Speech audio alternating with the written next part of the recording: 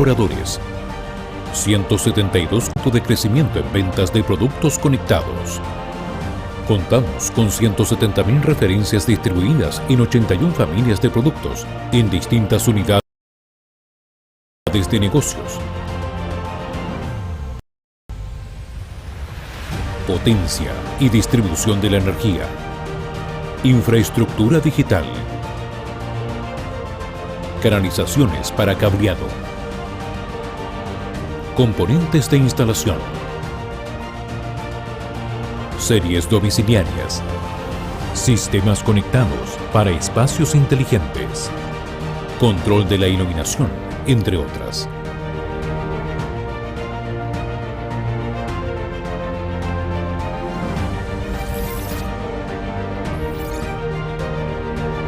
Un componente integral de la estrategia de desarrollo del Grupo Legrand es la responsabilidad social empresarial, que tiene por objeto aportar los medios para lograr un crecimiento rentable y duradero de nuestras actividades empresariales. Para esto nos enfocamos en 3 ejes: compromiso con nuestros colaboradores, ofrecimiento de un ecosistema empresarial a nuestros clientes y proveedores, limitación de nuestro impacto sobre el medio ambiente. El Grupo Legrand en Chile cuenta con una completa red de servicios con el objeto de que la experiencia a través de sus marcas Legrand y Betty Chino sea la mejor, optimizando la especificación e instalación de su portafolio de soluciones. Además, contamos con canales digitales optimizados para nuestros clientes, webinars, videos, cursos en YouTube, cursos e-learning y capacitaciones presenciales, sitios web actualizados con información relevante de nuestros sistemas y productos, aplicación móvil para optimizar el trabajo de nuestros clientes desde sus smartphones. Grupo Legrand. Transformamos los espacios habitacionales y de trabajo a través de la gestión de la energía, iluminación y redes digitales.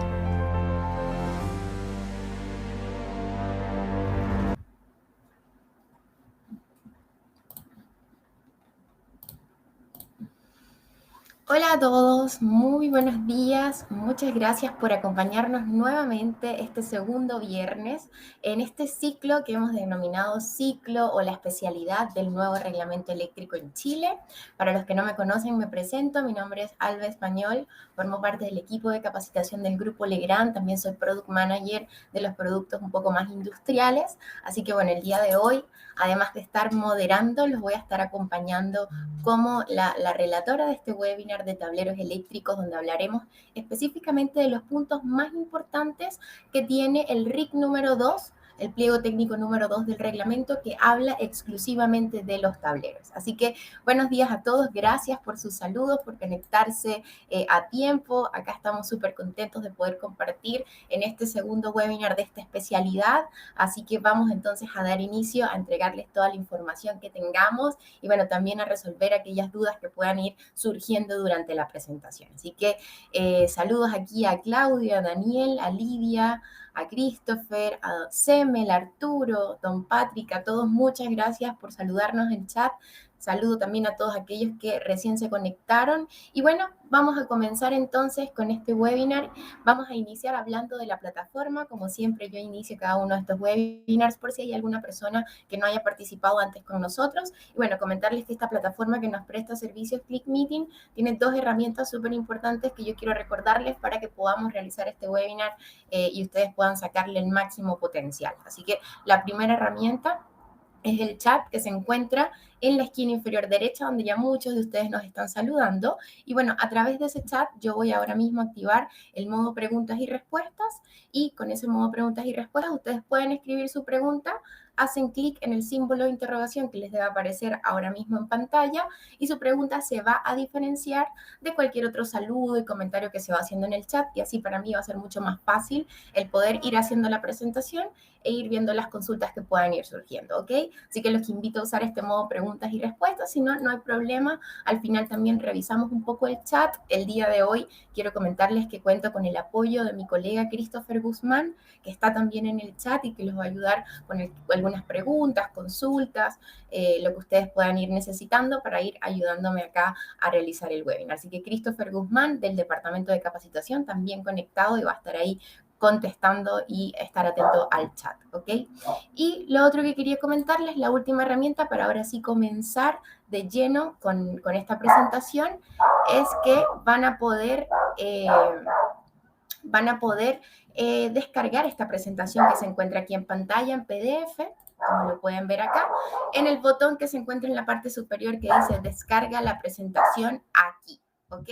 Así que ahí si ustedes hacen clic los va a llevar a un link de WeTransfer y ese link de WeTransfer van a poder descargar esta presentación en formato PDF. Ahora, si hablamos de la grabación, bueno, la grabación va a estar en el canal de YouTube a eso entre lunes y martes de la semana que viene para que ustedes la puedan ver nuevamente cuando quieran. ¿Ok? Así que con eso quiero cerrar. Recordarles que a diferencia del año pasado, estos webinars ahora tienen una duración de 1 hora y media. Así que vamos a tratar de terminar un poquito antes para que podamos ver las consultas y las preguntas, ¿ok? Pero parte ahora a las 10 de la mañana, termina a las 11:30. Y bueno, recordarles que el próximo viernes continuamos con el tercer webinar de este ciclo, ¿ok?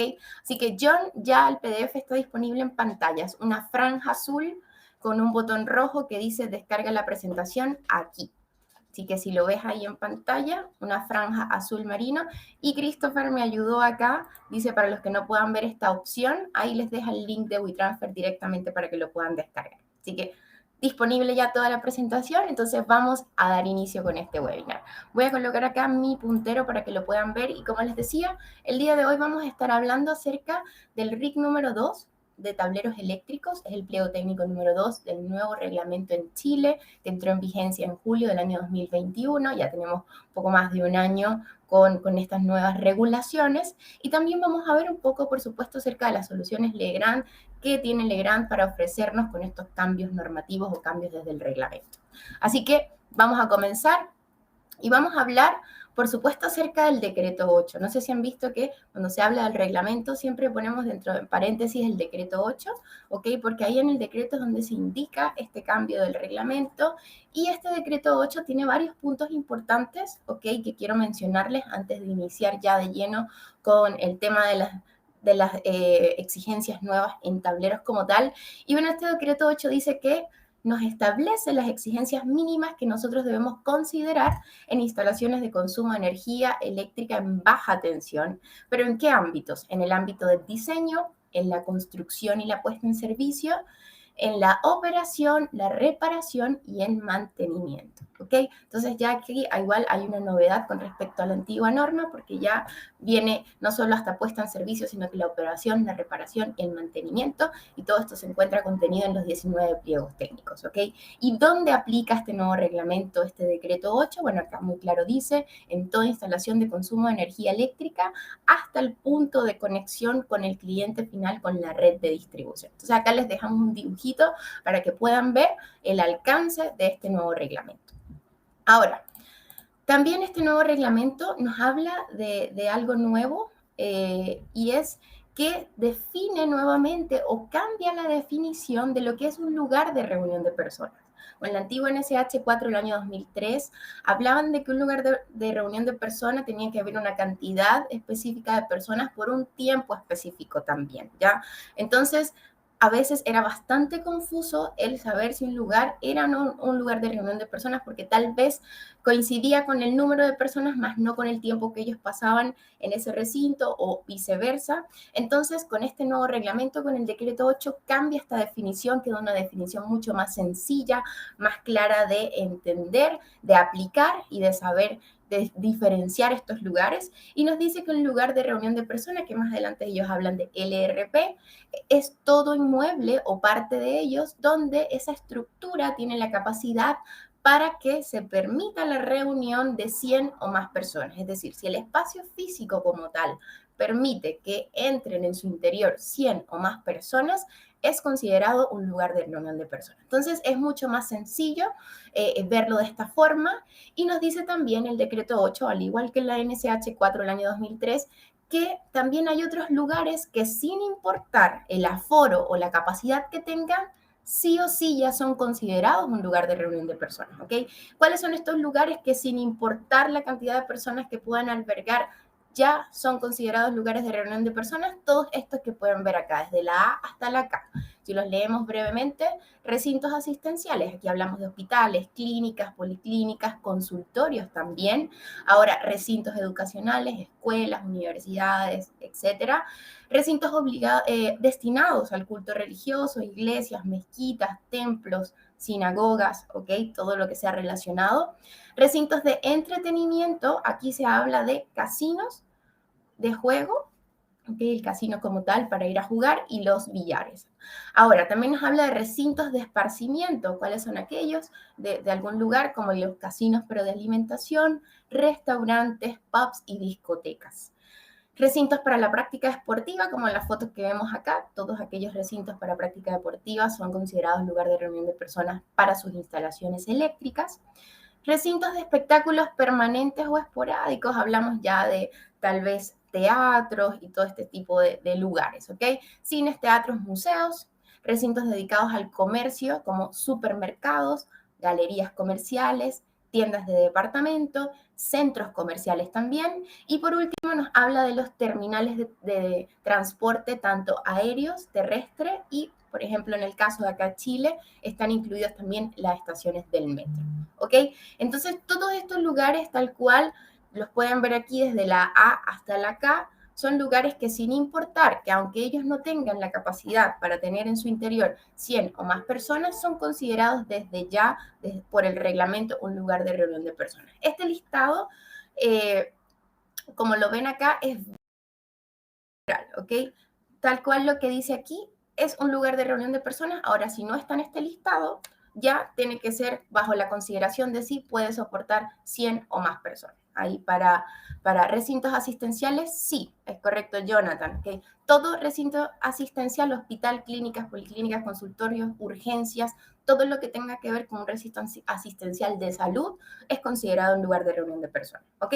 Ahora, una de las preguntas, Héctor, esta información está en el decreto 8. El decreto 8 es el que nos dice que entran en vigencia los 19 pliegos técnicos y que va a ser el nuevo reglamento. ¿Dónde puedes descargar ese decreto 8? En este link que está acá en pantalla, que se los iba a mostrar ahora más adelante.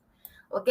Así que le voy a pedir a mi amigo Christopher, a mi colega Christopher, que les deje ese link en el chat, ¿ok? Porque de acá no lo van a poder copiar, o si descargan la presentación lo van a tener ahí, y ahí van a encontrar el decreto 8 y sus 19 pliegos técnicos para descargar desde la página directa del SEC, ¿ok?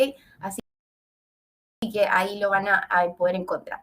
Y para cerrarlo del lugar de reunión de personas, quiero hablarles de los edificios colectivos residenciales, porque una de las preguntas que más nos realizan es, Alba, ¿y qué pasa con los edificios residenciales? ¿Son considerados lugar de reunión de personas? Y la respuesta es no. El mismo decreto 8 hace esta salvedad y nos dice que el edificio colectivo residencial no se considera un lugar de reunión de personas, pero sí sus espacios comunes, es decir, pasillos, zonas de acceso, áreas comunes de juego, estos que son como unos living, todos estos lugares, accesos comunes, espacios comunes del edificio, sí son considerados lugar de reunión de personas, pero no sus departamentos, ¿ok? No el edificio como tal, los departamentos no son considerados un lugar de reunión de personas. Entonces ahí Claudio y Christopher me ayudaron con el link, como les decía, esa es la página directa de la SEC, y ahí van a encontrar el decreto 8 con sus 19 pliegos para que puedan descargarlos en formato PDF. ¿Ya? Entonces tenemos súper claro lo que es un lugar de reunión de personas. Quería explicárselo porque más adelante van a ver que hay exigencias específicas para este tipo de lugares. Entonces es importante que tengamos claro y definir, saber cuándo es un lugar de reunión de personas para que podamos aplicar estas exigencias específicas en los tableros. ¿Ok? Y otra de las cosas interesantes que me gustaron de este decreto 8, o que me parece que es bastante provechoso para todos, es el tema de las responsabilidades. ¿Ok? ¿Por qué el tema de las responsabilidades? Porque ahora se hace una actualización o se hace un cambio con respecto a la normativa anterior, a la NSH 4 del año 2003, y acá nos habla de que las responsabilidades de nosotros tener una instalación eléctrica segura, de calidad y a norma, parte desde el propietario de la instalación de consumo de energía eléctrica. ¿Okay? ¿En qué es responsable el propietario? El propietario es responsable del cumplimiento de las normas técnicas y de los reglamentos establecidos por la ley y de mantener y conservar las instalaciones, ¿ok? Además de responder a normalizaciones, actualizaciones y regularizaciones. Entonces, esto no estaba en la antigua norma, es un cambio o algo distinto que podemos ver en este reglamento y que es súper importante porque el propietario es el responsable de que su instalación eléctrica esté actualizada, es el responsable no por sus propias manos de él actualizar la instalación eléctrica o hacer cualquier tipo de cambios, no, es el responsable de contratar a una persona adecuada, con los conocimientos y con la experiencia para poder realizar este tipo de trabajo. ¿Para qué? Para mantener y conservar su instalación eléctrica y que esta instalación esté siempre actualizada y sea segura para los que viven ahí, ¿ya?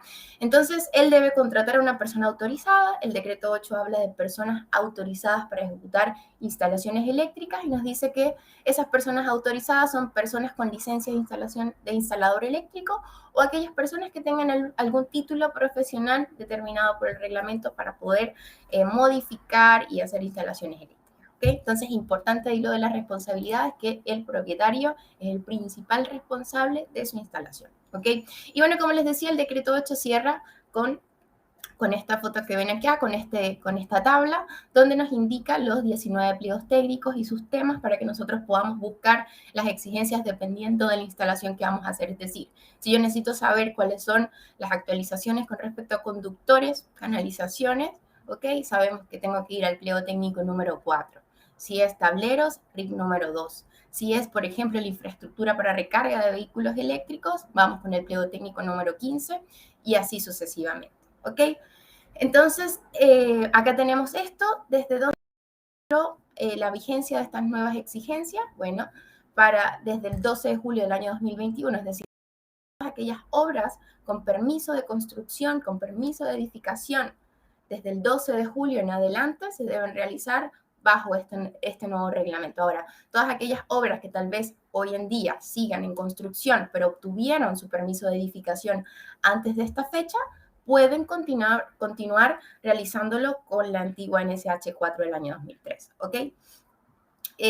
Oscar, claro, el instalador es responsable también. Hablo del cambio, que parte desde el propietario, ¿ok? El propietario tiene responsabilidad de contratar a un personal autorizado para que su instalación eléctrica esté actualizada, ¿ok?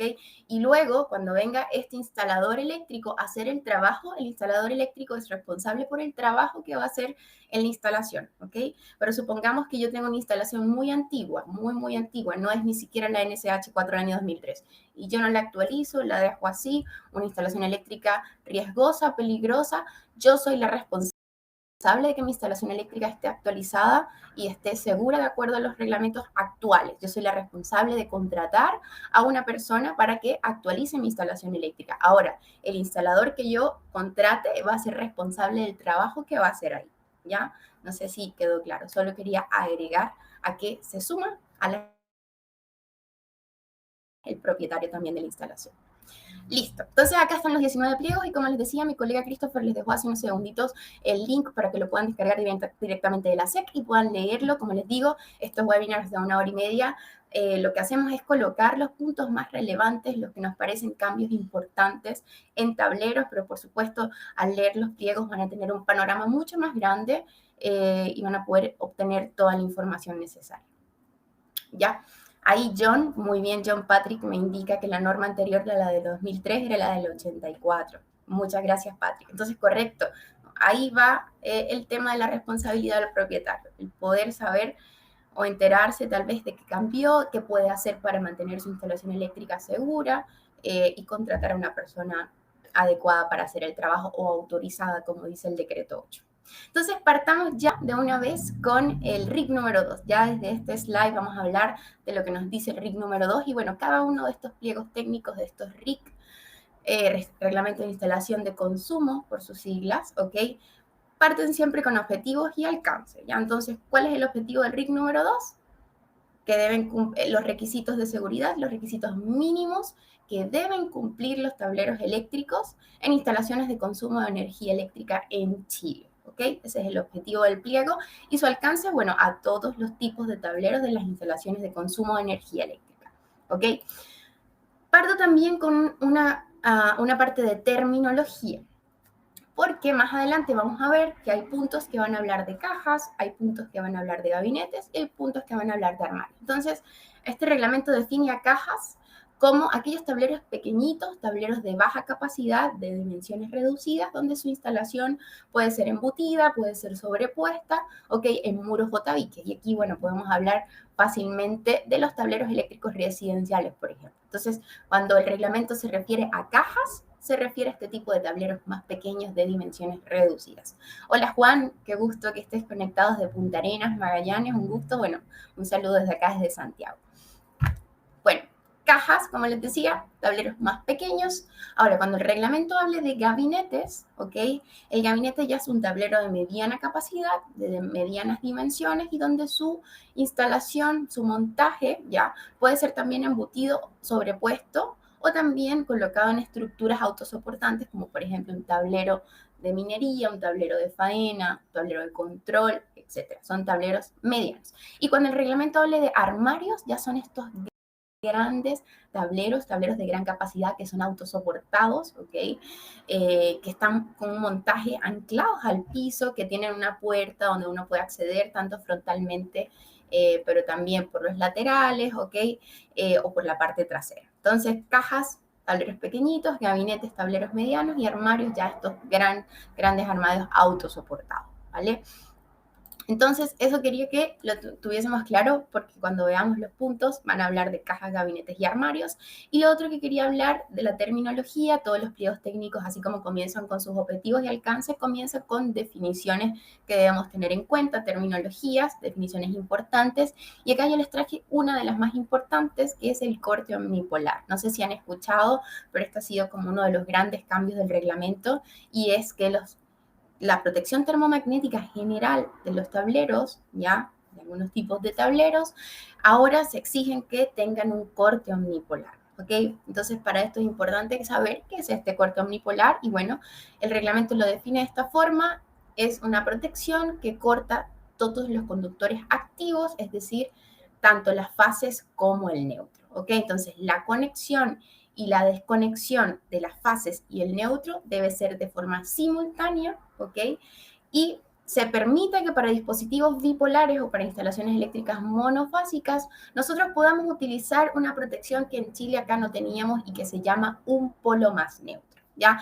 ¿Por qué? Porque nos dice que para dispositivos bipolares se permitirá que un solo polo esté protegido, es decir, en una instalación eléctrica monofásica donde tenemos la fase y el neutro, la fase tenga protección termomagnética y el neutro simplemente se seccione o se corte al mismo tiempo que en la fase se detecte algún problema. Ahora, podemos usar igual una protección eléctrica bipolar, donde tanto la fase como el neutro estén protegidos termomagnéticamente, pero bueno, sabemos que mientras más cantidad de polos es un poco más costosa la protección, así que el reglamento nos deja la libre elección en instalaciones eléctricas monofásicas de usar o un polo más neutro, como este que pueden ver acá. Voy a encender acá el lápiz.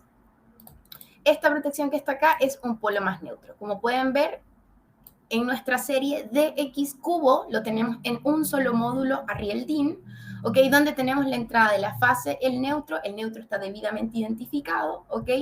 Y tiene la llegada de acá de ambos conductores, ¿ok? Corta todos los conductores activos. Ahora, si nosotros queremos una instalación eléctrica aún más segura, nosotros también podemos colocar sin problema una instalación, una protección termomagnética de dos polos bipolar, donde tanto la fase como el neutro están protegidos, no hay ninguna marcación del neutro, porque da igual donde coloquemos la fase o el neutro, ambas van a estar protegidas termomagnéticamente. Entonces, monofásicas tenemos estas dos opciones, ya como les decía, la de un polo más neutro es la más económica, ¿ya? Ahora, para dispositivos tetrapolares, ¿ok?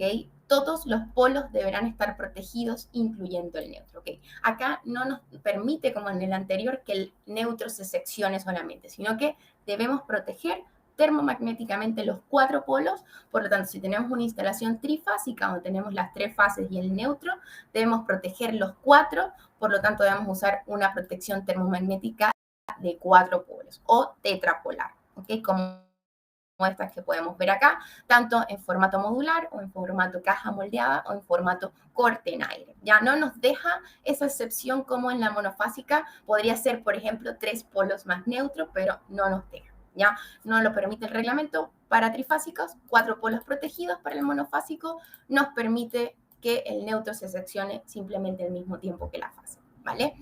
Ok, voy a ir leyendo un poco, vi que había una consulta un poco larga dicen el RIC número 3. Ya, ahí lo vamos a ver como, Cristian, al final te la voy a dejar para que la leamos al final y la conversemos, ¿vale? Pero lo vamos a revisar, no te preocupes. Y ahí veo, Nelson, voy a dejarte la presentación, el link en el chat para que la puedas descargar. Los que necesitan la presentación, les dejo acá el link con la presentación en el chat. ¿Ya? Continuemos. Y bueno, aquí les había dejado también la terminología del disyuntor o la protección diferencial como tal para complementar lo que era del corte omnipolar. ¿Ok? Vamos, en la terminología también nos habla de los tipos de tableros eléctricos y esto también es súper importante. Esto también es súper importante que aquí dice, para protecciones tetrapolares el pliego establece desde qué corriente o desde cuántos circuitos se exige. Correcto, Diego. El corte unipolar como tal se exige para tableros de más de 3 circuitos, o sea, de 4 circuitos en adelante. Todos aquellos tableros que tengan hasta 3 circuitos, tableros muy chiquititos, no es exigible el corte omnipolar. Ahora, cualquier tablero que tenga de 4 circuitos o más, que es lo normal que vamos a encontrar en una instalación eléctrica, es obligatorio lo que es el corte omnipolar, ¿ya? Entonces, ahí lo vamos a ver igual, creo que más adelante viene el punto para poder revisarlo. Este punto del corte omnipolar está tanto en el pliego 2 como en el pliego número 10, ¿ya? Pero es a partir de 4 circuitos en adelante. Entonces, terminología, Oscar dice, y en recintos asistenciales igual Oscar. Mira, yo sé que los recintos asistenciales, hospitales y esto tienen incluso exigencias mucho mayores. En el pliego técnico número 11 pueden ver las instalaciones especiales para hospitales y recintos asistenciales, ¿ok? Y normalmente estas exigencias son mucho mayores, pero el reglamento es claro, dice que todo tablero, ya lo vamos a ver más adelante, de distribución, tiene que tener un corte omnipolar para aquellos que tengan más o desde 4 circuitos en adelante. Hasta 3 no es obligatorio, podemos poner una protección de un solo polo o una protección tripolar, pero todos aquellos tableros, como lo decía el alcance de este pliego, para todos los tableros eléctricos de consumo de energía eléctrica en Chile, van estas exigencias, ¿ya? Lo del tema de recintos menores a 30 metros cuadrados, Luis, ahí no entiendo mucho tu pregunta porque esto se ve en circuitos más no en espacio en metros cuadrados, ¿ya? Lo que es la protección general del tablero. Voy a continuar, Cris, si me puedes ahí ayudar a responder algunas preguntas para yo poder ir continuando. Ya. Entonces, terminología. Ya hablamos de el corte omnipolar como definición, hablamos de caja, armarios y gabinetes. Y otra de las partes importantes de la terminología es que nos habla acerca del tipo de los tableros que existen en una instalación eléctrica y los clasifica en 2 tipos. Primero, una clasificación de acuerdo a su función y su ubicación dentro de la instalación, por ejemplo, tableros generales auxiliares, de distribución, de paso, de comando, centros de controles, tableros móviles también para todo lo que es el tema de las faenas, centros de control de motores, tableros de transferencias y tableros de autogeneración. Entonces acá, según su función y su ubicación, pero también nos hace la clasificación de los tableros según el tipo de carga que se controla en ese tablero. Y acá hablamos de tableros de alumbrado, tableros de fuerza, tableros de climatización, de control, de computación. Y acá está la novedad con respecto a la antigua NSH del año 2003, porque ya nos comienza a mencionar todos esos tableros que estamos viendo y que hemos estado viendo en los últimos años, pero que no aparecía nada en el Reglamento Eléctrico de Chile, y es tableros de uso especial, ¿ok? Tableros domóticos, tableros fotovoltaicos, tableros de automatización, incluso tableros para centros asistenciales de médicos y de rayos X, que igual tienen unas especificaciones más exigentes, específicas, ¿ok? Autogeneración, CDC y ya. Entonces acá igual una novedad con respecto a la clasificación de los tableros, ¿ok? Ahora sí, nos vamos ya de lleno con los puntos y los conceptos generales. Tenemos claro muy bien los puntos más importantes de la terminología y me voy entonces a los puntos que nosotros hemos escogido como importantes, cambios relevantes, nuevas exigencias que hay que tener en cuenta. Y en conceptos generales nos habla de que todos los tableros, sin excepción, como ven acá, deberán estar identificados, ¿ok? Deberán llevar una información de forma visible, legible e indeleble, ¿ok? ¿Cuál es el cambio acá? Que nos comienza a pedir ya varias cosas que antes no, como por ejemplo el nombre del tablero. Por ejemplo, hicimos esta etiqueta para esta presentación y es tablero general auxiliar, A, F, A, B, C, D, ahí hay que definirlo. El servicio del tablero, si es un tablero que está energizado y está sirviendo de forma normal, o es un tablero de emergencia con autogeneración, con baterías, con generadores, etcétera. La tensión de servicio del tablero, ok, 230, 380, etcétera. La corriente nominal de ese tablero, 800 amperios para este ejemplo. ¿Por quién fue desarrollado? ¿Por quién fue integrado ese tablero? ¿Ok? Ya eso también es importante, es exigido. Acá nosotros pusimos por Legrand, pero ya saben. El año de instalación del tablero también es súper importante esta información porque nos ayuda a saber bajo qué norma fue desarrollado, bajo qué norma fue instalado ese tablero, se hizo el montaje, se hizo el diseño. ¿Ya? El grado de protección IP, hay un nuevo cambio con el IP, lo vamos a ver más adelante. Ahora hay exigencias de protección de IP para los tableros dependiendo del lugar donde va a ser instalado, exigencias mínimas de este índice de protección y el tipo de ambiente, si está en un tipo de ambiente normal, si el tablero está instalado en un tipo de ambiente salino, etcétera. ¿Ya? Entonces, toda esta información sin excepción lo deben llevar todos los tableros, como dice el punto 535, ¿ok? Y debe estar de forma visible, legible e indeleble, ¿ya? Y por supuesto, la marca del tablero como tal. Ahora, además de eso, se mantiene lo que nosotros ya teníamos en el antiguo NSH4 el año 2003, que era el cuadro indicador y rotulado, donde podemos identificar los circuitos que están en ese tablero, el número de circuitos que tiene y la función de cada uno de esos circuitos, y también su diagrama unilineal actualizado, ¿ok? De un tamaño legible y con una protección, algún tipo de plástico, algún tipo de protección permanente para que no se vaya a dañar en el... que no se vaya a dañar en el, con el uso y con el tiempo, ¿ya? Oscar no nos dice nada acerca del material del etiquetado, nos dice que debe resistir de forma permanente, ¿ok? Debe tener una protección permanente, que debe resistir y no se debe dañar fácilmente, debe estar ahí disponible, pero no nos habla el RIC número 2 en sí, no nos dice el tipo de material, ya no nos exige un tipo de material específico. De todas formas, les comento acá, la SEC tiene una sección de preguntas y respuestas frecuentes y también dejan un correo electrónico para que estas ya dudas más específicas que no están muy claras en el RIC o en los pliegos, ustedes puedan hacérselos a ellos. Responden en un lapso de 1 o 2 semanas. Ya nosotros hemos hecho algunas consultas que han tenido algunos de nuestros clientes y nosotros mismos también para algunos webinars. Así que sí, responden a eso de una semana, 2 semanas máximos, pero está este correo electrónico para que ustedes puedan hacer también sus consultas. Ya. Ahora, vamos con el siguiente. Así como el tablero debe estar debidamente identificada con toda esta información exigida nueva, además del cuadro y el diagrama unilineal, también nos dice que las protecciones deben estar debidamente identificadas. Ya nos dice que todas las protecciones y aparatos de maniobra, ¿ok? Sabemos que las protecciones son los que nos protegen ante fallas eléctricas, pero también podemos tener aparatos de maniobra, selectores, podemos tener para mandos a distancia y otras cosas más. Ya deberán ser rotulados indicando cuál es su número de circuito y su servicio, ¿ok? Entonces, les comento que hay varias protecciones en el mercado, ¿verdad? Con respecto a Legrand, nosotros tenemos las DX Cubo, por ejemplo, vienen con un pequeño porta etiquetas, ¿ya? Entonces, ustedes pueden imprimir su etiqueta usando nuestro software gratuito, Lab LX2, o nuestro software XL Pro Tableros, también, donde se puede diseñar todo el tablero, incluyendo las etiquetas de nuestras protecciones, y ya les da el tamaño para ese tipo de protección. Ustedes lo pueden imprimir. La porta etiquetas tiene como una protección transparente, se coloca el papelito, se cierra, ¿ya? Pero también hay otras protecciones en el mercado, como por ejemplo nuestras protecciones Betedin de Betichino.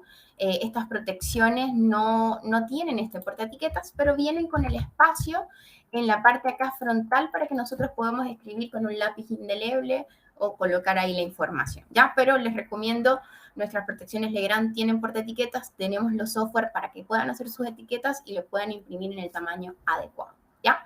Entonces, tableros y protecciones identificados, ¿ya? ¿Qué más podemos ver acá? Bueno, este es un punto importante porque nos dice que todos los tableros deberán contar con una cubierta cubrequí y con una puerta exterior, ¿ok? Esto es también súper importante, ¿ya? Porque ya no se permiten los tableros del tipo abierto, ¿ok? El tablero tiene que tener puerta, tiene que tener cubre equipos para que no se pueda acceder fácilmente al cableado y a las protecciones, ¿ok? Así que esto es súper, súper importante. ¿Qué nos dice también acá más adelante? Bueno, que esta puerta debe estar cerrada, que su fijación puede ser vertical u horizontal, porque sabemos que hay algunos tableros que son más formato rectangular, otros que son formato más cuadrado, etcétera, ¿ok? Y bueno, nos dice, importante que se permite montar sobre la puerta ya luces pilotos, para poder indicar que el tablero está energizado. Equipos de medida también podemos, disculpen, poner en la puerta, como acá, no sé si alcanzan a ver. También podemos poner elementos de maniobra o control, pero siempre y cuando se mantenga el grado de IP de protección del tablero. Supongamos que el tablero nosotros tiene un IP 66, por ejemplo. ¿Ya? Ahora, si yo voy a colocar una luz piloto, esa luz piloto debe ser mínimo IP66 también. No puedo colocar una luz piloto con un índice de protección menor porque voy a estar modificando y alterando el índice de protección del tablero si lo vamos a colocar en la puerta del tablero, ¿ya? Entonces, mínimo 66 puede ser mayor, pero nunca menor. ¿Ya? Y otro punto importantísimo que nos dice acá y que tienen que ustedes estar muy pendientes porque los hitos pueden solicitarlo, es que nos dice que la cubierta cubre equipos del tablero debe ser del mismo material que el gabinete, que el armario o que la caja. Hay varios tableros en el mercado o antes del reglamento, no sé si todavía están, donde la cubierta cubre equipos era de un material totalmente distinto al del tablero en sí. Esto para abaratar costos. Entonces, el tablero, la cubierta cubre equipos también debe ser del mismo material del tablero, ¿ya? Jonathan me hace una pregunta importante. Dice, consulta, ¿el tablero pierde su IP si se perfora en la parte de arriba? ¿Este corte está permitido aún? Jonathan, una buena pregunta. Obviamente que debemos llegar al tablero de alguna forma, ¿correcto? La forma correcta o la mejor, yo creo, personalmente hablando, es el llegar con algún tipo de tubería conduit, ¿ok? Donde podamos colocar una prensa estopa que sea del mismo IP del tablero y que no haya ningún problema con esa abertura que hicimos, ¿ya? El reglamento al exterior, sin techo, nosotros no podemos llegar por la parte superior, Jonathan. Pero si estamos al interior, no está al intemperie el tablero, podemos llegar por la parte superior, pero siempre que mantengamos el IP del tablero, ¿ok? Si vas a llegar con algunos conductores, llega con tu tubería conduit, llega con tu prensa estopa del mismo IP del tablero y tú mantienes todo el índice de protección sin problema, ¿ya? Entonces, no está permitido que llegues por la parte superior si el tablero está al intemperie. Ahora, si está al interior, puedes llegar, como te digo, siempre y cuando usando los elementos que mantengan ese mismo IP del tablero. Claudio me dice, aún no hay una distancia normada entre los pilotos. Claudio, que yo sepa, no. Yo leí el RIC 2 y no me dice nada acerca de esta distancia, así que creo que no lo está. Igual buena pregunta para la SEC en caso de que quieras realizarla, ¿ya? Es de exigencia instalar parada de emergencia. Depende, Francisco, sí. O sea, depende si es una faena, si es una minería. Para esos lugares hay exigencias adicionales. El RIC número 11 tiene más de 100 páginas, ¿ok? Y habla de recintos muy, muy específicos. Entonces es posible que en estas instalaciones de minería, donde hay procesos, donde pueden haber peligros para las personas, como bandas transportadoras y muchas otras cosas, es importante contar con una parada de emergencia, ¿ya? Ya, continuamos. Voy a ir para ir avanzando porque ya el tiempo va volando. Vamos a hablar de un punto súper importante que es el punto 6.1.7.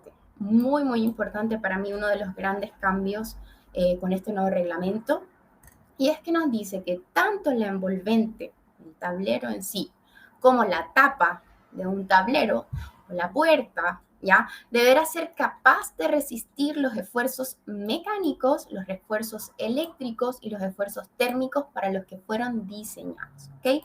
Entonces, vamos a hablar bien de este punto porque para mí uno de los más importantes y los más delicados también. Nosotros, ¿para qué diseñamos un tablero eléctrico? Se diseña un tablero eléctrico para colocar al interior las protecciones y elementos de maniobra, ¿ok? Para poder conectarme a la instalación y poder distribuir energía, ¿ya?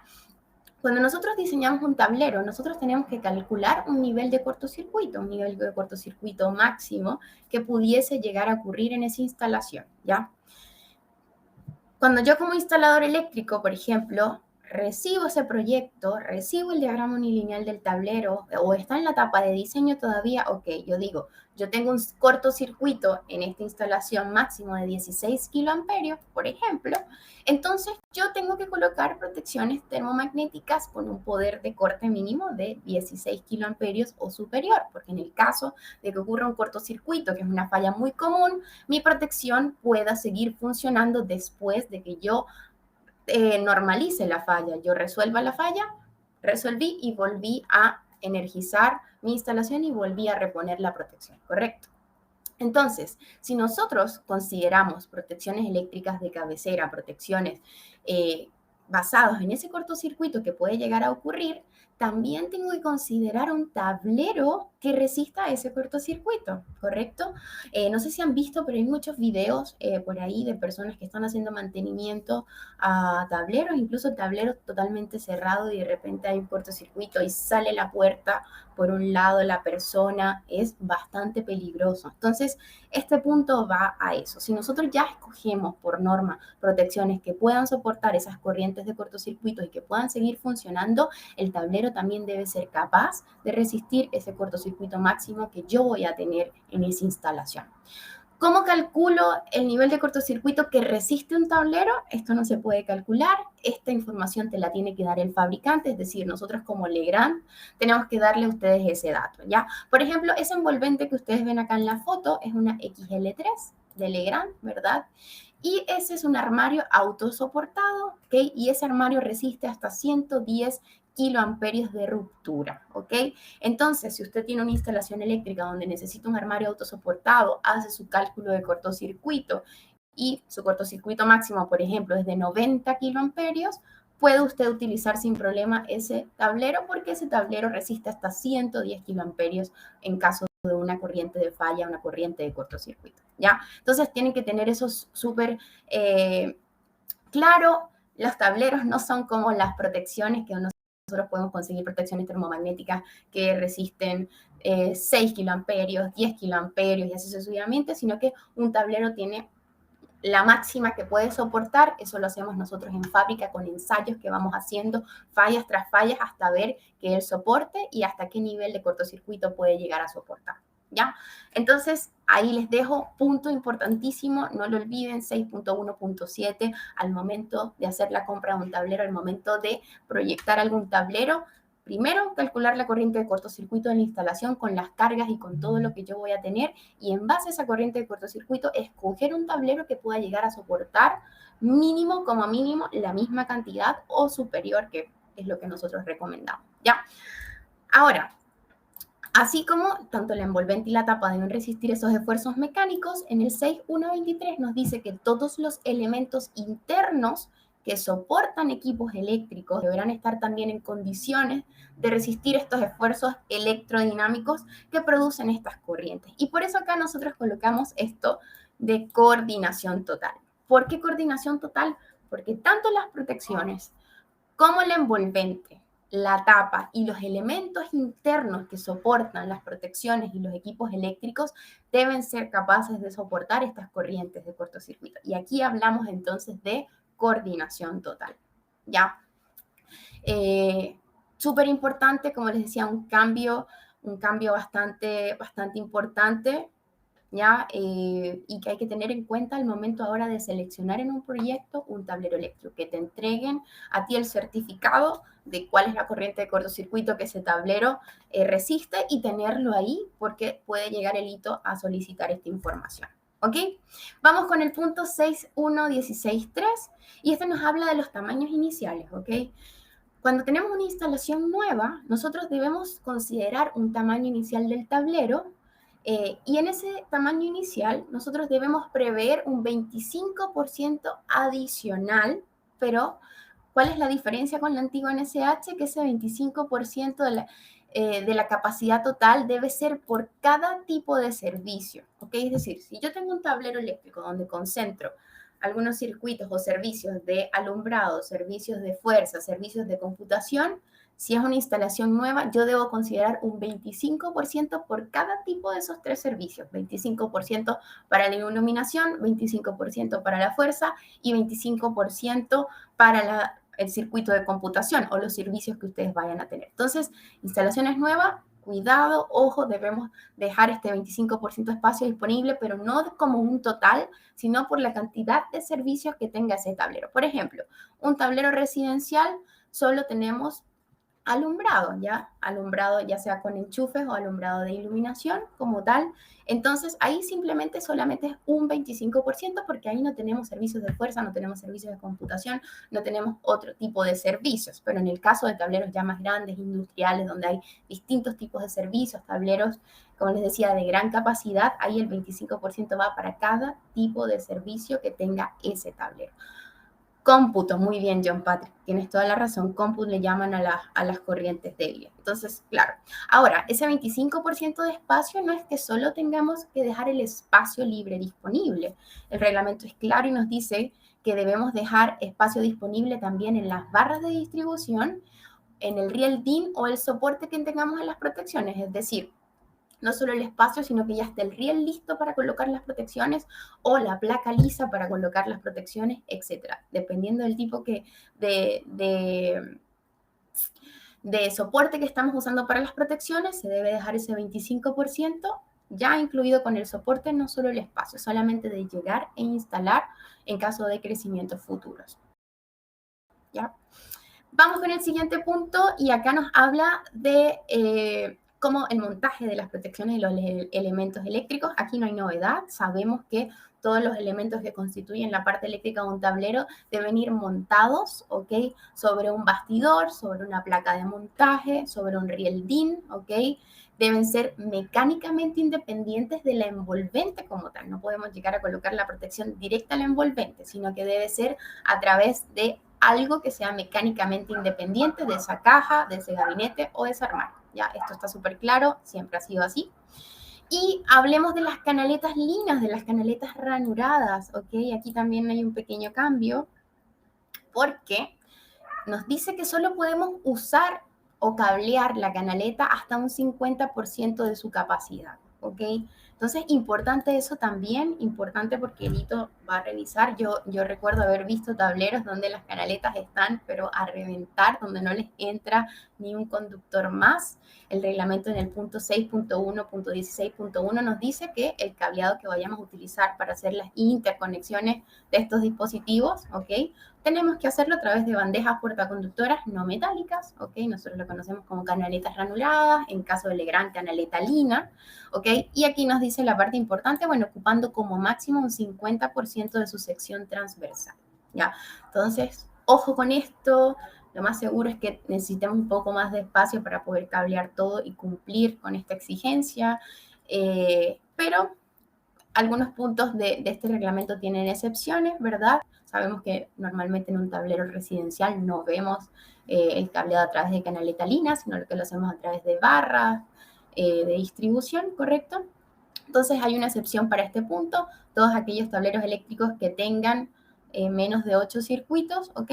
No es necesario el uso de la canaleta lina, ¿ya?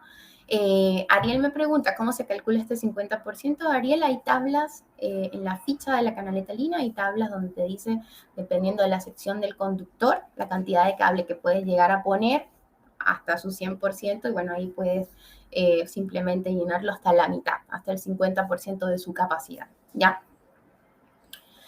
Bastián me dice, ¿el cálculo del 25% se da según la cantidad de módulos o espaciado utilizado por cada especialidad? Es correcto, Bastián, es respecto a la cantidad de módulos o de polos, ¿ya? Ahí lo puedes fijar. Vamos con la siguiente. Vamos a hablar las especificaciones de construcción de los tableros. ¿Por qué esto es importante? Es importante porque a la hora de nosotros seleccionar un tablero sabemos que hay muchas opciones en el mercado, hay opciones de materialidades metálicas, hay opciones de materialidades no metálicas, entonces dependiendo de la que vayamos nosotros a escoger o a utilizar, debemos tener en cuenta las exigencias que hace el reglamento para poder escoger en temas de materialidad y de construcción. Entonces nos dice en el punto 6.1.18 de que si yo voy a escoger un tablero metálico, ¿verdad? Ese tablero metálico debe tener un proceso de acabado que sea resistente a la corrosión, o sea, que nos garantice una adecuada resistencia a la corrosión, hablando de materiales metálicos, ¿ok? Todos los componentes, dice, todos los componentes metálicos que tenga esa caja debe entonces tener este proceso de acabado resistencia a la corrosión. Entonces, si nosotros hablamos de tableros eléctricos residenciales, de cajas, como le dicen ellos, nosotros tenemos el Practibox Metal, donde tenemos en nuestra ficha técnica todos los datos de su acabado ante la corrosión. Y si hablamos de tableros un poco más industriales, tableros más grandes o gabinetes, no armarios autosoportados, gabinetes, el Atlantic metálico también viene con su adecuada resistencia a la corrosión, con su tratamiento para poder ser utilizado sin problemas y para el cumplimiento de este punto.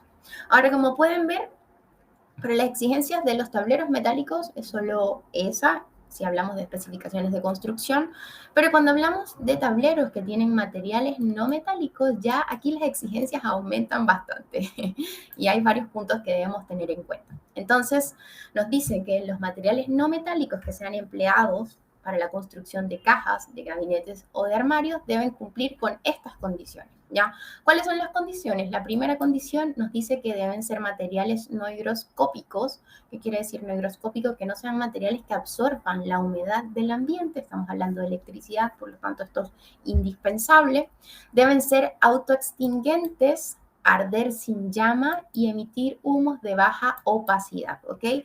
Esto es sobre todo, va en línea un poco con lo del libre de halógenos, pero no llega hasta allá, pero simplemente nos dice que si llegase a haber algún incendio y este tablero se llega a comenzar a quemar, los humos que emitan no deben ser humos oscuros, no deben ser humos tóxicos, ¿ok? Por lo menos que no emitan humos oscuros y que nosotros podamos evacuar sin problemas ese lugar, ¿ya? Y deben tener residuos gaseosos no tóxicos, no sé si saben, pero la mayoría de las muertes que ocurren en incendios no son por quemaduras, son por la inhalación de residuos gaseosos de gases tóxicos, ¿ya? Entonces, por eso nos dice que si vamos a usar un tablero de este tipo, sabemos que en ese tablero hay electricidad y que las probabilidades de que haya un incendio, una chispa, una flama, aumentan. Entonces, debemos tener en consideración que sea no higroscópico, autoextinguente, es decir, si está ardiendo, pero ya la fuente de la llama no está, él debe tender a apagarse solito, ¿ok? Autoextinguirse. Arder sin llama, ¿ok? Se puede ir quemando, se puede ir deshaciendo, derritiendo el material, mas no debe arder como una llama y seguir propagando esa llama, ¿ya? Emitir humos de baja opacidad, como les decía, humos claros para poder evacuar, ver las salidas de emergencia y con residuos gaseosos no tóxicos, ¿ok? Resistencia mecánica IK07, ya nos exige una resistencia mínima de IK07. Saben que la resistencia mecánica simplemente es la resistencia a los choques involuntarios que se pueda tener, ya entonces mínimo IK07, todos los tableros tienen esta información, tanto su IP como su IK. Y nos dice que en el caso de que vayan a estar a la intemperie, como este tablero que nosotros tenemos acá de Legrand, que es un tablero marina de poliéster, es justo este que está acá, ¿ya? Tiene que tener resistencia a los agentes climáticos y resistencia a la radiación UV. Esto también es súper importante, esto es una exigencia que no se hacía antes, por lo tanto también deben solicitar al momento de comprar, de proyectar algún tablero que sea no metálico, el poder consultar hoy si va a estar, por supuesto, a la intemperie, si no, no es necesario. Tiene resistencia a la radiación UV, tiene ensayos para demostrar esto, en la ficha técnica también lo debe tener. Entonces nuestra marina de poliéster es ensayado tiene una excelente resistencia a la radiación UV, puede ser instalado perfectamente a la intemperie sin ningún problema y cumple con esta nueva exigencia. El marino de poliéster, este tablero no metálico, es más que todo utilizado en estos lugares donde son altamente salinos, están muy cerca del mar, donde un tablero metálico no va a durar más de un par de meses, entonces es necesario cambiar la materialidad por algún tablero no metálico. Jonathan, las etiquetas, mira, tenemos el software Lab, el que yo les había mostrado para las etiquetas, pero les comento que este software no ha sido actualizado desde hace un par de años. Entonces yo te recomiendo, Jonathan, mi recomendación es que descargues el software XL Pro Tableros, te lo voy a anotar acá abajo, XL Pro Tableros, donde ahí puedes diseñar tu tablero completamente, completo, con la canaleta lina, con las luces pilotos, con la medición, todo el tablero, sin problemas. Mira, va a quedar algo así. Así, este es con el software XL Pro Tableros. Puedes ver distintas vistas, puedes revisar lo que es la gestión de calor del tablero y bueno, muchas cosas más. Nosotros hacemos también capacitaciones de estos software, pero son presenciales acá en Santiago. Pero igual si tienes alguna duda nos puedes escribir y con mucho gusto podemos solventar cualquier consulta que tenga. Vamos a hacer un video tutorial, estamos trabajando en eso para dejarlo en el canal de YouTube.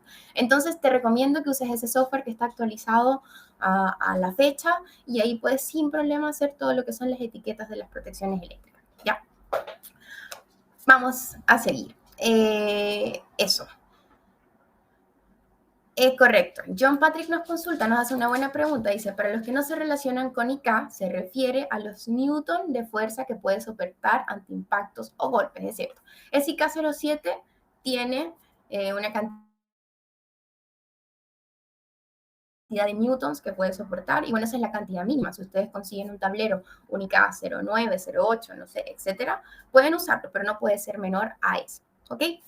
Y por último, acá nos llega uno de los puntos, voy a borrar acá para que lo tengo todo rayado, voy a borrar un poquito. El último punto es muy importante también, ¿se acuerda que hablamos al inicio de un lugar de reunión de personas, un local de reunión de personas? Bueno, acá nos dice que si vamos a usar un tablero sin, de materiales no metálicos, ok, de materiales no metálicos, en un lugar de reunión de personas o un local de reunión de personas, este tablero debe ser libre de halógenos, ok, entonces esto es súper importante. El cloro es un halógeno, ¿ok? Hay varios elementos en la tabla periódica como el cloro, el bromo, el yodo y algunos más que son elementos halógenos. Estos elementos halógenos, al comenzar la combustión, al quemarse, emiten humos muy tóxicos que, como les decía, pueden llegar a acabar con la vida de las personas si inhalan estos humos. Por lo tanto, en estos lugares donde se concentra una gran cantidad de personas y puede ocurrir un incendio, lo más seguro es que utilicemos elementos eléctricos que sean libres de halógenos para evitar que las personas se le irriten las vías respiratorias, se le irriten los ojos y muchas otras cosas más que pueden llegar incluso a la muerte. Entonces, en el lugar de reunión de personas, estos halógenos, bromo, yodo, cloro, tienen que estar al menos del 0,5% del 100% de la materialidad del tablero. O sea, ellos deben representar menos de ese 0,5, ni siquiera 1% del porcentaje total de la materialidad del tablero. Y ahí se considera que un producto, que un tablero es libre de halógenos. Cuando estos elementos halógenos constituyen menos de un 0,5%. ¿Vale? Eso, entonces cuando nosotros hablamos de algún plástico, como por ejemplo un tablero de PVC, ese tablero PVC, la sigla C es cloro, por lo tanto no es libre de halógenos. Este tablero de nosotros es libre de halógenos, ¿ok? Porque es de poliéster, no es de plástico, es de poliéster y lo pueden usar también sin problemas en lugares de reunión de personas. Ahora, vamos con el punto 6.1.21. Y acá viene un punto también súper importante porque nos habla de los índices de protección. Ya nos exigió que el IK debe ser mínimo 0,7, pero ¿qué nos dice del IP? Bueno, nos dice que no se van a aceptar tableros del tipo abierto. Como yo les decía, todos los tableros deben tener puerta y cubre equipos. Y el IP mínimo, esto es una novedad con respecto a la antigua NSH porque nos diferencia los IP dependiendo del lugar donde se va a instalar. Entonces, si el tablero va a estar instalado al interior, debe ser un IP 41. Ahora, si el tablero eléctrico va a ser instalado al exterior, pero bajo algún tipo de techo, ¿ok? Bajo algún tipo de estructura que lo proteja donde el sol y la lluvia le caigan directamente, ese IP aumenta a 44 como mínimo. ¿Ok? Ahora, si ese tablero va a estar instalado al exterior, sin ningún tipo de techo, sin ninguna estructura, totalmente a la intemperie, entonces ya aumenta a 54. Recuerden que el IP, ahí para complementar, John me ayudó con el IK, yo aquí les comento el IP. El IP es el grado de protección que tiene un elemento ya eléctrico, un dispositivo, un producto como tal, el grado de protección que tienen ante el ingreso de partículas sólidas como el polvo, por ejemplo, y de partículas líquidas como el agua. Entonces, el primer dígito, ven que siempre tienen dos dígitos, el primer dígito nos indica cuál es la resistencia que tiene contra el ingreso de partículas sólidas y el segundo contra partículas líquidas. Eso es el IP. ¿Ya? Entonces, ahí como pueden ver, 41 para interior, 44 para exterior bajo techo y 54 si va a estar totalmente a la intemperie. Como les digo, son exigencias mínimas, ¿ok? Mínimas. Si nosotros conseguimos un tablero con un IP superior a lo que nos está indicando aquí el reglamento, no vamos a tener ningún problema. Ahora, si es menor, no está permitido. ¿Ya? Ahora, intervenciones a la envolvente, ¿ok? Si nosotros hacemos cualquier tipo de intervención a la envolvente, y si no me equivoco, Jonathan me preguntaba si podíamos llegar por arriba, por abajo. Como pueden ver acá, este tablero está llegando por la parte inferior con tuberías conduits, con sus respectivas prensestopas para mantener el IP. Entonces, si vamos a hacer cualquier tipo de intervención a la envolvente, debemos mantener el IP. En la prensestopa que utilicemos debe ser mínimo del IP del tablero. Por ejemplo, la luz piloto del tablero debe ser mínimo de la IP del tablero. Los elementos de medida también. Todas las intervenciones que vayamos a hacer deben ser del IP del tablero para mantener y garantizar este grado de protección. ¿Ok? Intemperie. ¿Qué pasa si está la intemperie? Lo que le comentaba Jonathan, si no me equivoco, Jonathan, si no eres tú, pido disculpas. Solo por el acceso al tablero por la zona inferior. Solo si está en la intemperie. Ahora, si el tablero va a estar al interior, sin problemas, con techo resguardado, podemos llegar sin problemas por la parte superior, ¿ya? Pero si va a estar al aire libre, es obligatorio que comiencen por la zona, ingresen por la zona inferior, ¿ya? Eso sería. Vamos a continuar. Ahí Juan nos está complementando la información de los grados de protección IPIK. Muchas gracias, Juan, por la información. Entonces, si hablamos de tableros, ya aquí les mostré un poco tableros más industriales, pero si hablamos de tableros residenciales, bueno, en Legrand tenemos el Derivia, tenemos el Practibox S, acá está el Practibox Metal, pero también tenemos un tablero del tipo plástico que es el Practibox S. Tenemos el Plexo, miren, el Plexo es IP65, o sea, sin problemas para poder usarlo al exterior sin techo. Y tenemos el Betedin, ¿ok? Que es de nuestra marca de Betichino, ¿ok? Todos estos son tableros no metálicos. Ahora, otro punto que quería mostrarles era acerca de las conexiones prefabricadas o los peines. No sé si los han utilizado antes, si conocen de esto, pero en la antigua NSH 4 del año 2003 no se hablaba ni se tocaba el tema de los peines ni de las conexiones prefabricadas. Entonces, ¿qué hacen estas conexiones prefabricadas? Nosotros lo tenemos en nuestro catálogo desde hace muchos, muchos años y lo que hace es que, por ejemplo, para hacer el conexionado de las protecciones en un tablero es mucho más sencillo, mucho más rápido. Entonces, en grandes proyectos, por ejemplo, de edificios residenciales donde había que armar un tablero, un TDA por departamento y habían 100 departamentos, obviamente que el tiempo es súper importante en estos proyectos, el tiempo de entrega. Entonces, muchos de nuestros clientes usaban esto para hacer la interconexión o el conexionado de las protecciones dentro del tablero, conexiones prefabricadas, rápidamente, sin estar haciendo el cableado tradicional, ¿ya? Entonces, ¿qué pasaba con estos años anteriores, con la NSH 4 del año 2003? ¿Qué nos comentaban nuestros clientes? Que, bueno, llegaba el hito a la obra y al revisar el tablero lo rechazaban, ¿ya? ¿Por qué lo rechazaban? Porque en la NSH 4 del año 2003 ni decía que no se podía usar, pero tampoco lo permitía, o sea, no se hacía mención en lo absoluto de estas conexiones prefabricadas. Y ahora en este nuevo reglamento ya lo menciona, ¿ok? Lo menciona en el punto 6.2.4. ¿Y por qué lo menciona? Porque nos dice lo siguiente, dice, no se van a aceptar cableados de un tablero con conexiones hechas de protección a protección, de dispositivo a dispositivo. Debemos usar barras de repartición, ¿correcto? A menos de que hay excepciones. Obviamente la conexión entre una protección termomagnética y una protección diferencial se hace directamente de dispositivo a dispositivo. Ahora nos dice, si tenemos más de un diferencial por termomagnético, debemos usar barras, ¿ok? Que es lo más común, o conexiones prefabricadas. Entonces, como ven, ya en este nuevo reglamento menciona que podemos usarlo. Ya esperamos no vayan a ni tener ningún problema con el tema de los hitos, porque igual ellos tenían sus razones. En el reglamento no se mencionaba absolutamente nada acerca de esto, ¿ya?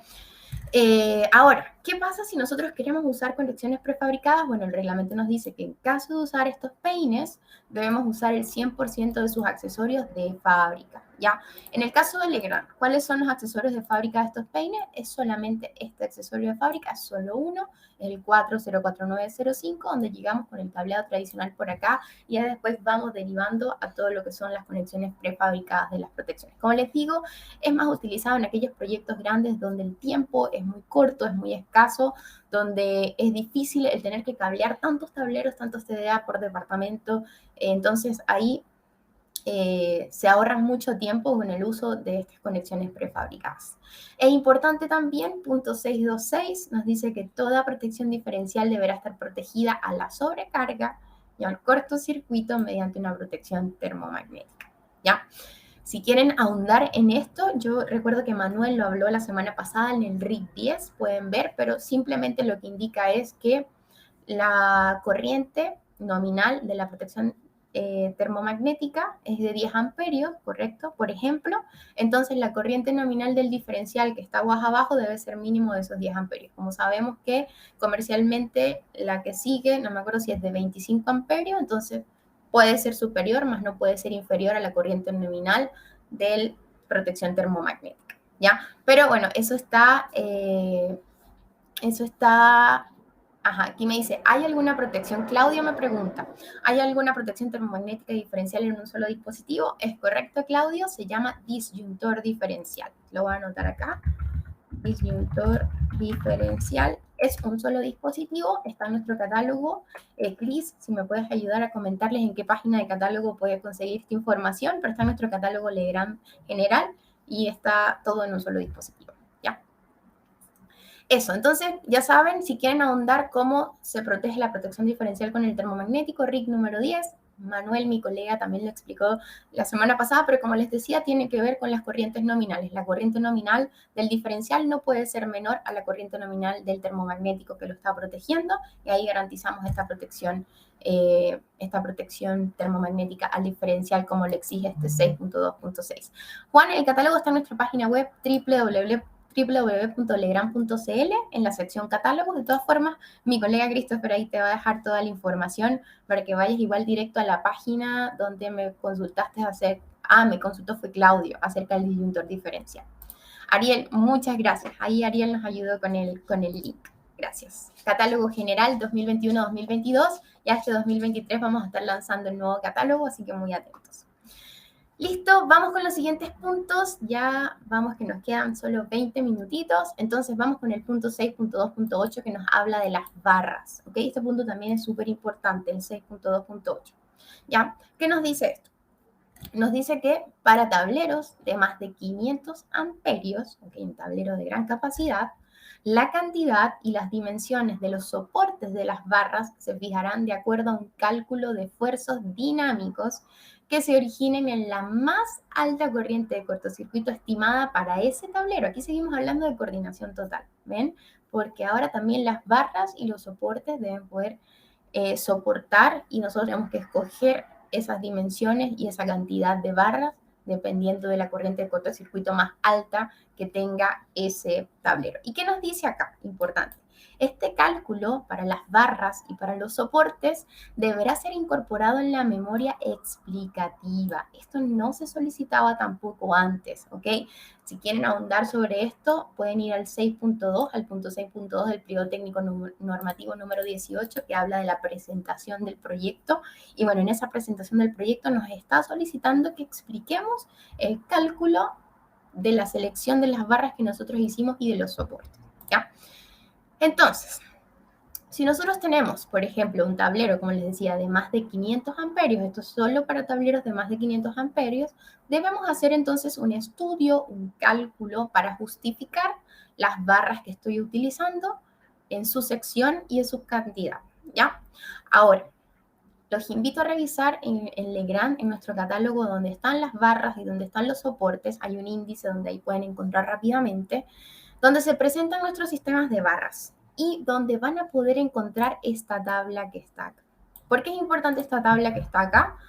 Porque esa tabla nos indica por sección y la cantidad de barras que van a utilizar, esa configuración de sección y cantidad, cuál es la corriente de cortocircuito máximo que soporta, ¿ya? Por lo tanto, no van a tener que hacer ningún tipo de cálculo, ya que nosotros hicimos ensayos en fábrica donde llegamos a esta información de la tabla, donde ustedes pueden con total seguridad decir, el fabricante me indicó que para esta cantidad y para esta sección usted coloca la tabla, marca su sección del tablero, soporta esta cantidad de corriente de cortocircuito. Obviamente no es para todas las barras del mercado, simplemente este estudio se hizo para nuestras barras y nuestros soportes, ¿ok? Son ensayos que se hicieron en fábrica para que ustedes tuvieran esa información a la mano y no tuviesen que estar haciendo ningún tipo de cálculos, ¿ya?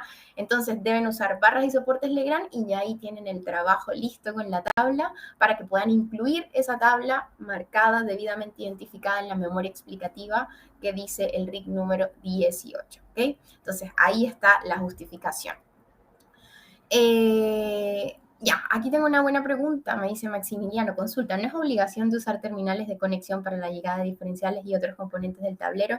Maximiliano, es muy buena tu pregunta. Mira, en el RIC número 4, si no me equivoco, habla acerca de este tema, ¿ya? Y nos dice que debemos utilizar terminales y puntillas, ¿ok? Pero si hay protecciones o elementos que no necesitan de este tipo, donde se puedan instalar sin problema el conductor, lo puedes hacer, ¿ya? Idealmente que lo hagamos en todo, pero igual nuestras protecciones también tienen una buena aislación, tienen un buen contacto, tienen una buena aseguración, o sea, aseguran bien el cable, por lo tanto va a depender igual de la sección. Igual te invito, Maximiliano, a revisar el pliego técnico número 4, igual vamos a tener un webinar de esto, si no me equivoco es la semana que viene, así que ahí vamos a poder solventar esta duda. Lo leí, Maximiliano, lo recuerdo claramente que decía que debemos usar puntillas desde un tipo de sección de cable en adelante, ¿ok?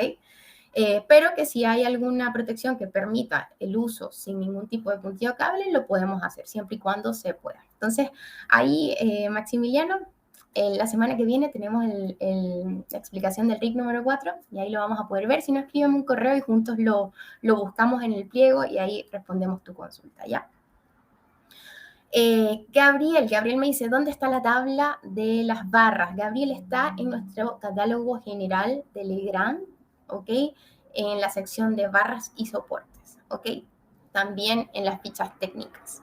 Igual ahí coméntame, Cris, si no los puedes ayudar a buscar, si no ahí nos escribes un correíto, Gabriel, y te podemos hacer llegar la información. Te voy a dejar acá nuestro correo de capacitación. Legrand Academy Chile, Legrand.cl. Pero sé que está en nuestra página web, de ahí la tomamos o en la ficha técnica también la puedes encontrar. Ya. Oh, perfecto, ahí están descargando, ahí están buscando ya y descargando el tablero. Vamos a continuar porque ya nos queda poco tiempo. Importantísimo entonces también ese punto para tableros de más de 500 amperios, es solo esa exigencia para ese nivel de corriente.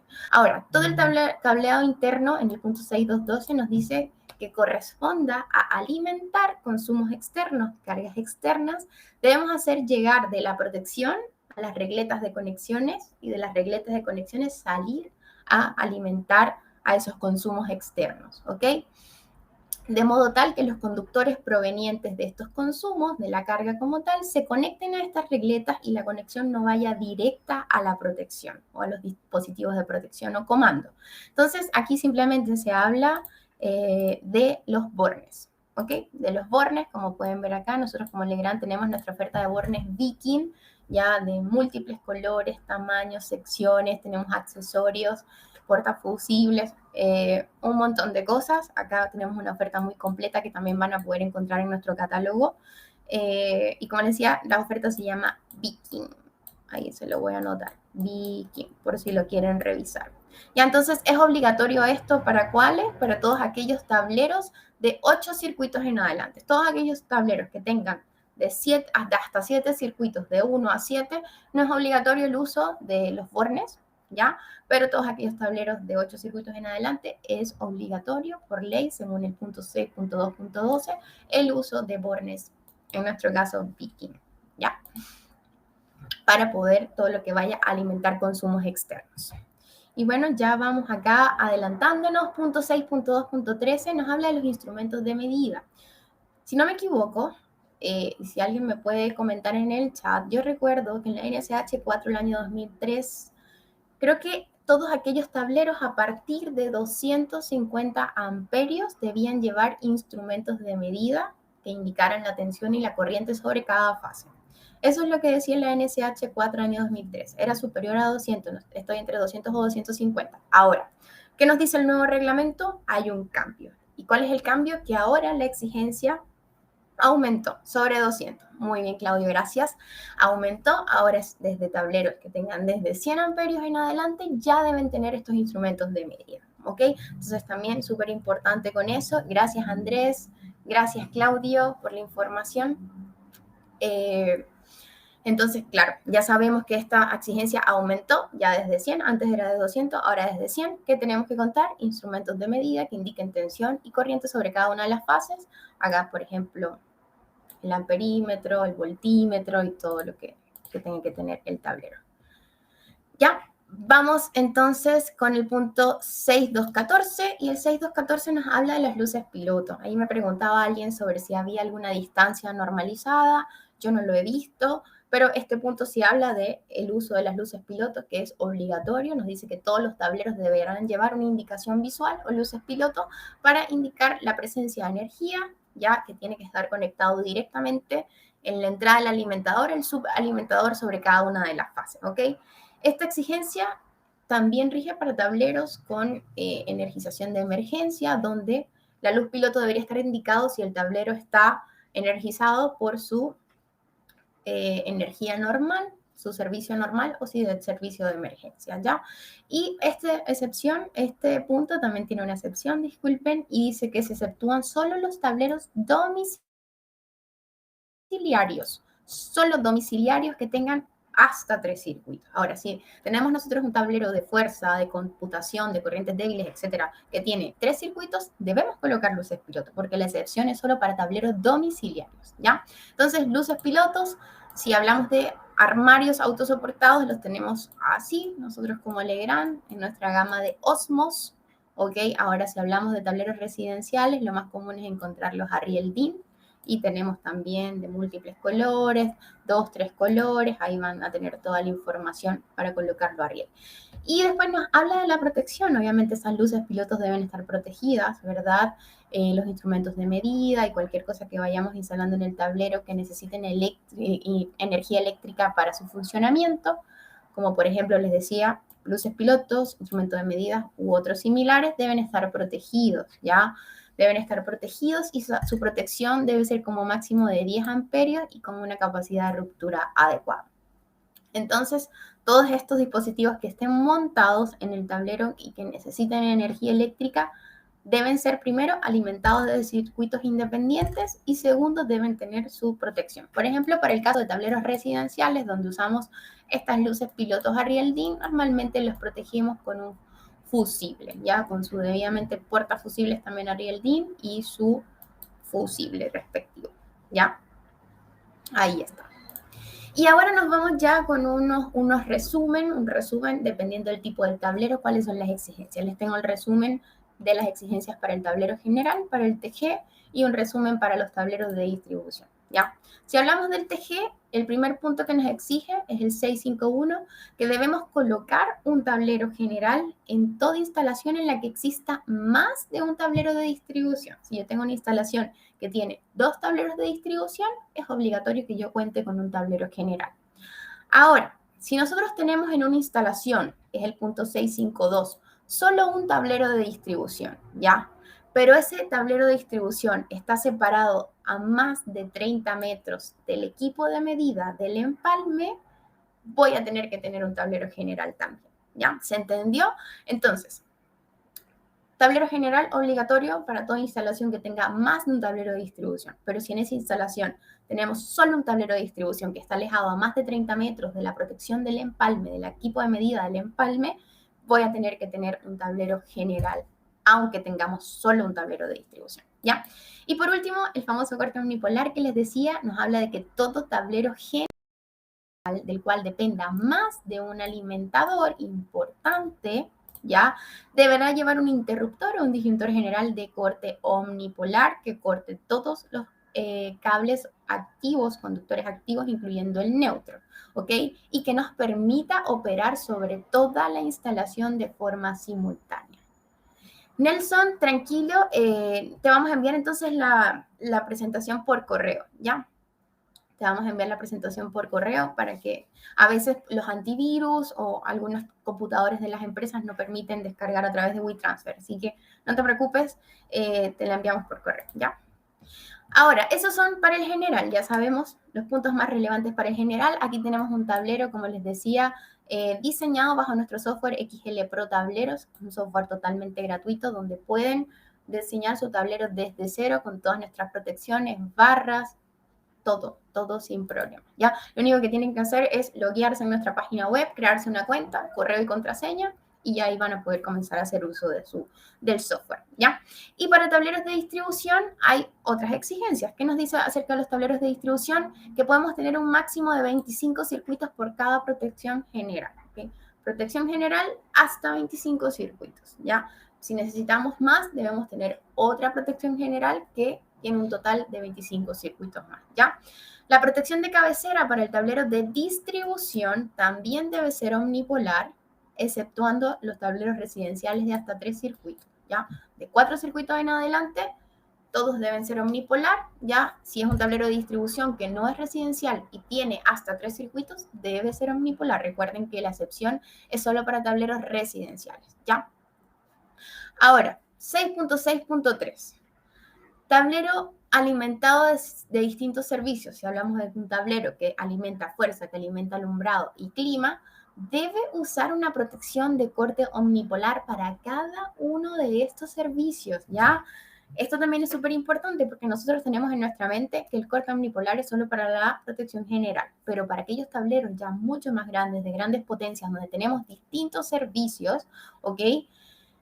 Y estos servicios cuentan con más de 4 circuitos, entonces la protección de cada uno de esos servicios, ya la protección general debe ser omnipolar para cada servicio, adicional al general de todo el tablero, ¿ok? Ahora, otro punto súper importante que nos habla de una protección que también es totalmente nueva en Chile. Yo les decía que un polo más neutro era una novedad en Chile, porque normalmente teníamos de un polo 2, 3 y así sucesivamente. Ahora llegó un polo más neutro.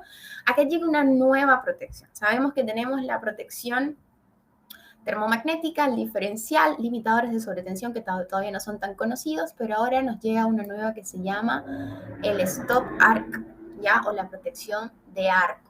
¿Para qué esta protección de arco? En el punto 664 para los tableros de distribución nos dice que para estos tableros que estén en aeropuertos, hoteles de más de 300 habitaciones, locales de espectáculos para más de 1000 personas, centros comerciales con más de 2000 metros cuadrados, edificios de oficina de gran altura, instalaciones con ambientes explosivos, deberán implementar una de las siguientes medidas contra incendios. Y hay dos. El reglamento nos deja escoger entre una o la otra. La primera nos dice un disyuntor general de corte omnipolar, que ya eso lo sabemos porque está acá por regla.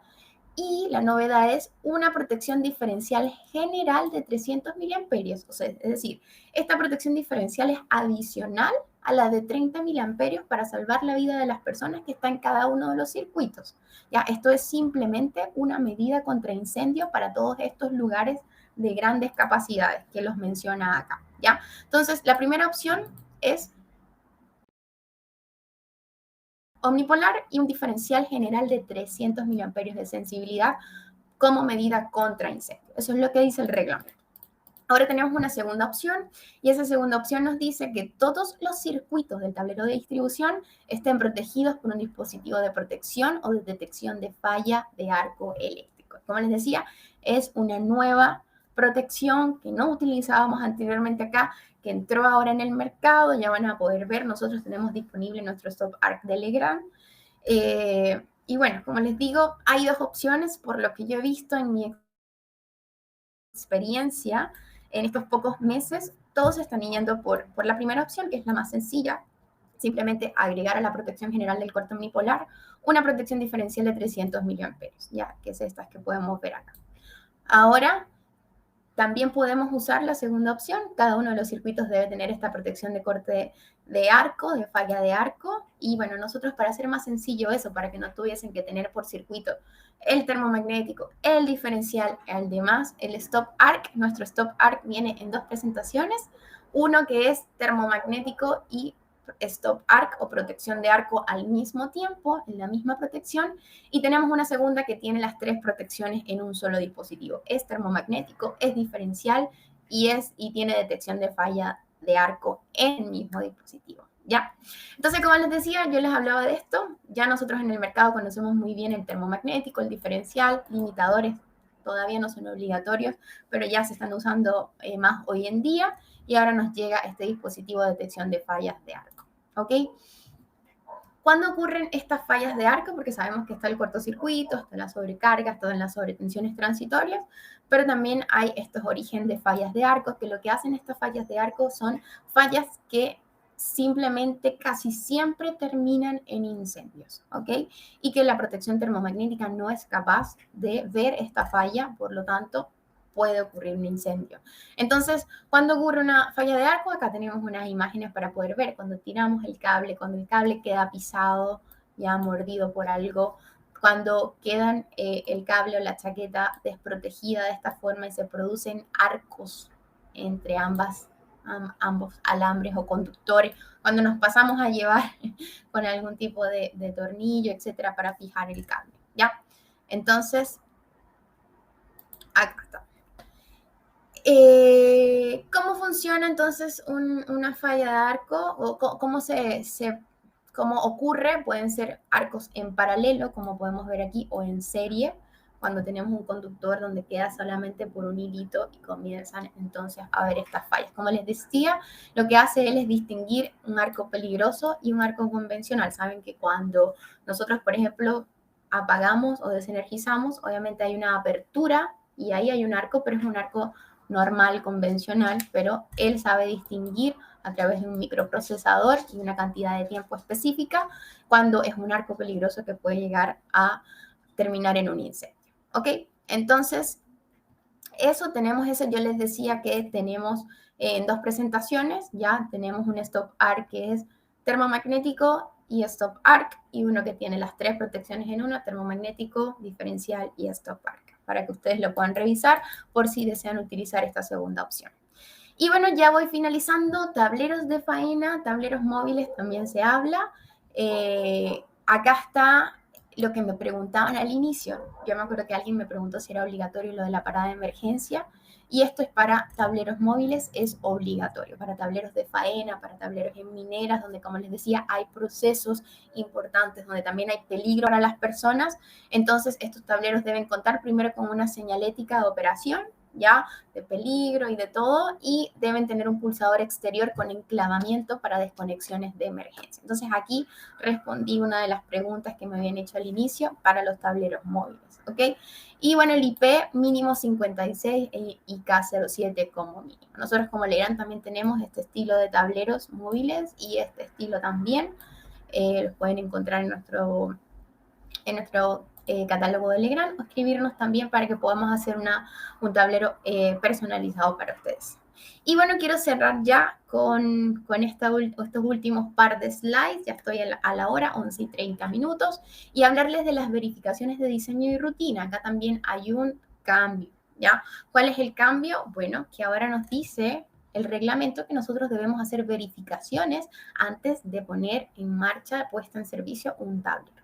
Si el tablero es sobre 100 amperios, de 100 amperios, pero menos de, vamos a verlo, aquí lo vamos a ver mejor. Si el tablero tiene más de 100 amperios, pero menos de 1500, nosotros debemos hacer estas verificaciones de rutina, ¿ya? Que está contenido en el anexo 2.3 del RIC número 2, donde hay requisitos generales, inspecciones visuales, requisitos para controlar el calentamiento, pruebas eléctricas, verificación del aislamiento, desempeño mecánico y eficacia de la potencia. Se tiene que realizar todo este checklist que está contenido en el anexo 2.3 del RIC número 2, ¿ok? Para aquellos tableros sobre los 100 amperios, pero menos de 1500 amperios, ¿ya? Y para todos aquellos tableros con más de 1500 amperios, ya estas verificaciones de diseño y de rutina se deben hacer de acuerdo a un estándar internacional que es el IEC 61439-1, 2 y 5 según corresponda. Lamentablemente, el tiempo no nos da para hablar de esto porque esto es para hacer un webinar totalmente completo solo para hablar de esto, ¿ya? Pero si ustedes quieren ahondar en este tema, revísense el anexo 2.3 del RIC número 2 para que puedan ver para los tableros entre 100 y 1500.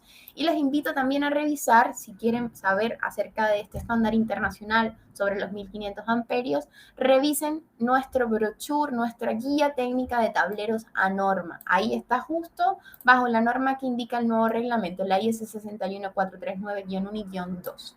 Y ahí pueden ver cómo nosotros integramos estos tableros, desarrollamos estos tableros que nosotros le llamamos TAN, de las siglas de tablero a norma, y van a encontrar muchísima información en este brochure, ¿ya? Así que eso lo pueden descargar, ¿ya?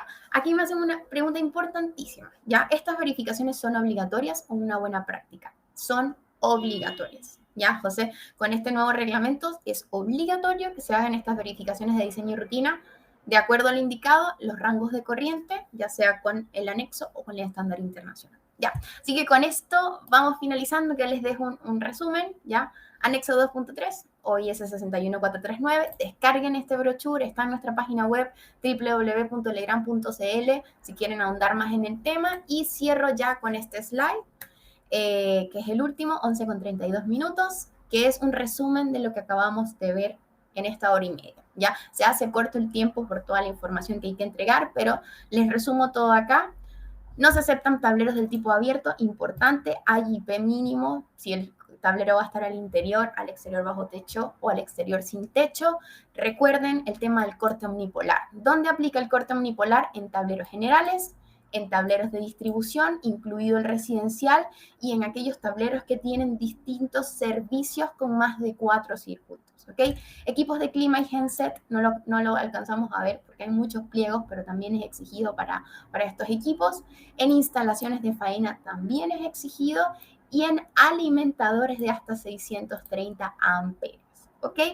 Y si hablamos de la protección diferencial, no lo pudimos ver hoy, pero se lo van a llevar acá en la presentación. Hay distintos tipos de diferenciales. El reglamento en el RIC número 5 ya nos comienza a hablar acerca de los distintos tipos y que debemos usarlo dependiendo de la carga que vamos a tener. Así que recuerden que si son consumos no lineales, usamos diferencial tipo A o B. Si son motores, los motores también deben ir protegidos por la protección diferencial, ¿ya? Y recuerden que el diferencial tiene un pequeño botón de test, que es una mantención que debemos realizar periódicamente para mantener este dispositivo tan importante que protege la vida de las personas trabajando y operativo sin ningún problema. Armarios certificados al cortocircuito. Recuerden, pidan los certificados de fábrica al fabricante, calculen su corriente de cortocircuito del proyecto y en base a eso escojan el tablero que van a necesitar. Y por último, el control de calidad de tableros, que recién lo hablamos, me preguntaban si era obligatorio o si era una buena práctica. Es obligatorio. Todos los tableros con una protección de cabecera de hasta 100 amperios, anexo 2.3 de este RIC número 2. Todos aquellos mayores a 1500, ¿ok? Y ese 61439. Ya, así que muchas gracias a todos, con esto me despido y bueno, espero hayan podido repasar algunas cosas de este pliego técnico que está bien completo, que yo siento que es uno de los pliegos técnicos que tiene muchos más cambios que otros, donde debemos tener ahí ojo y que bueno, que tenemos que seguir leyendo para poder tratar de memorizar todas estas nuevas exigencias. Así que muchas gracias a todos por su tiempo. Me despido dejándoles una muy breve encuesta de satisfacción. Espero hayan podido descargar la presentación. Los que no, por favor, escríbanos un correo electrónico a nuestro a legranacademychile@legran.cl, porque a veces se nos puede pasar el enviárselos a todos, pero si ustedes nos escriben un correo, nosotros lo vamos a responder y les vamos a enviar la información. Si quedaron dudas también, por favor escríbanos y con mucho gusto a través del correo. Christopher está respondiendo el correo, yo también. Estamos ahí muy atentos a ese correo para entregarles la información y aclarar cualquier duda que tengan. ¿Ya? Así que gracias, muy buen fin de semana. Los invito desde ya el próximo viernes. Recuerden que viene el RIC, si no me equivoco, el RIC número 4 de canalizaciones. Así que también va a estar muy bueno y vamos a estar hablando de los puntos más importantes. Así que hasta la próxima y nos vemos. Que estén muy bien. Muchas gracias.